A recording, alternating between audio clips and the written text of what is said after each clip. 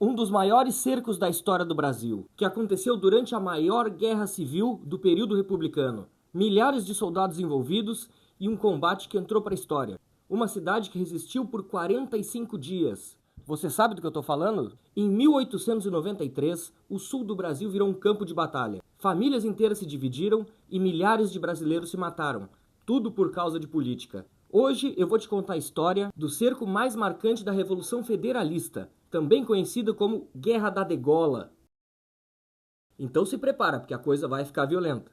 Entre todas essas lutas, uma cidade se destacou pela resistência, justamente a cidade de Bagé, no sul do Rio Grande do Sul. Esse foi um episódio que transformou a cidade num símbolo de coragem e de resistência, mas também deixou profundas marcas de tragédia aqui na região. Só que antes de eu conseguir falar para ti do cerco, eu tenho que te explicar a Revolução.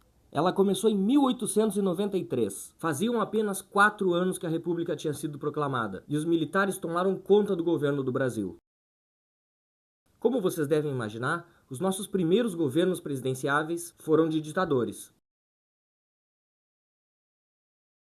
A verdade é que, apesar do grande apoio que esse golpe teve por parte dos militares, ainda tinha muita gente insatisfeita. Em 1893, o presidente do Brasil já era Floriano Peixoto, que ficou conhecido como Marechal de Ferro, principalmente pela forma como lidou com as revoluções. E aqui no Rio Grande do Sul, Júlio de Castilhos, que era partidário do Floriano, foi nomeado para ser o governador da província. A Revolução Federalista começou em 1893, no governo de Júlio de Castilhos, que era positivista. Essa corrente política queria um governo centralizado e que fosse responsável por todas as decisões tomadas. E muita gente não gostava dessa ideia. Na época, existia um partido de oposição chamado Federalista, que defendia uma maior autonomia dos estados. Com o tempo, esses dois grupos se identificaram e aqui no Rio Grande do Sul passaram a usar lenços brancos, os que apoiavam Júlio de Castilhos, e lenços vermelhos, aqueles que preferiam o federalismo. E como a gente bem sabe, nos primeiros anos da República, é bem provável que a maioria das eleições tenham sido fraudadas. E era isso que alegavam os federalistas, que muitas vezes eram chamados de maragatos. Lembre-se desse nome. Eles acusavam Júlio de Castilhos de ser um ditador e sentiram que não podiam mudar essa situação apenas com seu voto.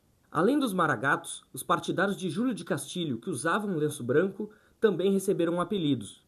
E foram chamados em 93 de pica-paus. O nome pica-pau veio porque a farda era azul, lenço branco e boné vermelho. E tendo em vista que eles não poderiam derrotar os pica-paus nas urnas, os maragatos resolveram ir para a força e reuniram um exército de cerca de 3.000 homens, perto da fronteira do Uruguai com o Rio Grande do Sul. Essas tropas eram comandadas pelo general Joca Tavares e possuíam também outros comandantes, sendo o mais famoso deles Gumercindo Saraiva. E é importante a gente dizer também que muitas das ideias do Partido Federalista vinham da mente de Gaspar Silveira Martins, que havia sido ministro de Dom Pedro II, e justamente por isso, e por ser acusado de ser amigo do imperador, e também de ser monarquista, que era um crime terrível no início da República, foi exilado para fora do Brasil. Após a reunião do exército dos federalistas, eles entraram no Brasil com o objetivo de invadir Porto Alegre e tirar Júlio de Castilhos do poder. Mas eles sabiam que isso não era uma missão fácil, e teriam muitas cidades no caminho que eles precisariam combater as tropas do governo. E como eles entraram pela fronteira com o Uruguai, uma das primeiras cidades no caminho era Bagé, que já era uma cidade conhecida, principalmente pela sua importância pela via férrea que ligava Bagé até Rio Grande, além de ser a cidade natal de Gaspar Silveira Martins. Um dos primeiros encontros entre a tropa dos maragatos e os pica-paus foi no chamado Rio Negro. Esse encontro se deu em novembro de 1893, onde uma tropa de pica-paus estava acampada ao lado do Rio Negro, que hoje fica no município de Ilha Negra, mas na época fazia parte de Bagé. A tropa dos maragatos venceu o combate e aprisionou o restante da tropa derrotada. E é nesse momento que tem o primeiro episódio que dá nome a essa guerra, ou pelo menos com que ela ficou conhecida, né? E os números variam, tá? Algumas pessoas vão dizer que foram 30, outras vão dizer que foram 300, mas o fato é que alguns prisioneiros, sim, foram degolados à beira daquele rio. Essa tropa fazia parte da defesa de Bagé, e ao saber da vitória dos maragatos, muita gente fugiu da cidade, em torno de mais ou menos 20.000 pessoas. Ficaram em Bagé apenas as tropas de defesa, comandadas pelo coronel Carlos Teles, que buscaram no comércio todo tipo de mantimento que eles puderam juntar e se abrigaram na quadra onde hoje fica a Catedral de São Sebastião em Bagé. Essas tropas de Carlos Telles construíram trincheiras em volta de toda a praça da catedral e formaram uma defesa que os maragatos não estavam esperando. Os maragatos avançam rapidamente pela cidade e tomam prédios importantes.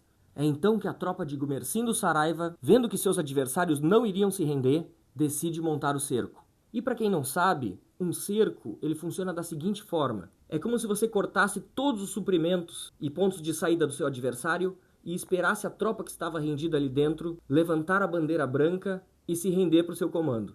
Acontece que um dia antes havia acontecido aquele outro episódio que eu falei, a degola do Rio Negro. Então você deve imaginar que na cabeça desses soldados não fazia nenhum sentido se render. Foram quase 45 dias de combates. Por vezes os maragatos tentavam avançar sobre as linhas legalistas e falhavam. Por outro lado, eles tentavam bombardear o lugar e a artilharia legalista respondia. Mas é claro, como você deve imaginar, não era o objetivo nem dos maragatos e nem dos legalistas destruir a cidade de Bagé. Portanto, a catedral se manteve de pé. Acontece que em 45 dias de combate, começou a faltar remédio, a faltar comida e as doenças começaram a se espalhar. As ruas de Bagé ficaram cobertas de destroços e justamente para resolver o problema da fome, foram tomadas algumas medidas drásticas. Em um primeiro momento, inclusive os cachorros foram abatidos.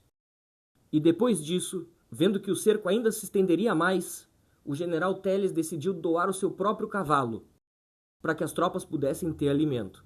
Sim, o cavalo. Mas o coronel Telles havia feito uma promessa. Enquanto um homem estiver de pé, Bagé não cairá. A cada dia que passava, o cerco apertava mais. Isso porque as tropas do governo iam morrendo, assim como alguns maragatos. O espírito de resistência das tropas de Telles foi fundamental para não deixar a cidade ser entregue. Após cerca de 1 mês e meio de combates, e vendo que as perdas cada vez aumentavam mais, Gumersindo Saraiva se dá conta de que o preço a pagar até o final do cerco seria caro demais. Então ele levanta o cerco, que é basicamente desistir do seu objetivo. A resistência de Bagé virou um símbolo de vitória da causa legalista. O governo de estado proclamou a cidade como cidade heróica, um título de honra que eles carregam até hoje. Mas para os sobreviventes, não foi tão glorioso assim. Muitos nunca se recuperaram das perdas, e o trauma do cerco ficou vivo na memória da cidade. E como naquela época, apesar das degolas, ainda existia um certo respeito entre os comandantes, Gumersindo Saraiva foi cumprimentado por ter desistido da ideia do cerco, evitando ainda mais perdas, o que era muito raro em uma guerra civil. O cerco do episódio de Bagé é um retrato de um Brasil dividido pela política, ainda tentando entender o que significava uma república, onde quem mais sofreu, é claro, foram os civis, que ficaram no meio do fogo cruzado, tendo seus parentes envolvidos, às vezes em ambos os lados dessa guerra. Além disso, é uma lembrança que a história do Brasil não foi escrita só nas capitais, mas também no interior, em cidades como Bagé, que mesmo cercada e em ruínas, não se rendeu.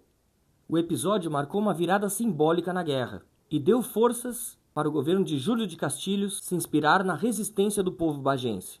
O conflito, porém, duraria até 1895, deixando mais de 10.000 mortos.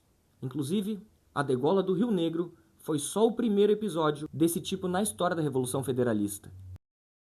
O cerco de Bagé inspirou e inspira diversas produções culturais, como músicas, poesias e livros. Inclusive, há uma possibilidade do cerco de Bagé ter inspirado o Cerco do Sobrado, de Érico Veríssimo, na obra O Tempo e o Vento. E se você gostou desse episódio e quer ver mais histórias como essa, então deixa o like aqui nesse vídeo e se inscreve no canal. Muito obrigado e até a próxima!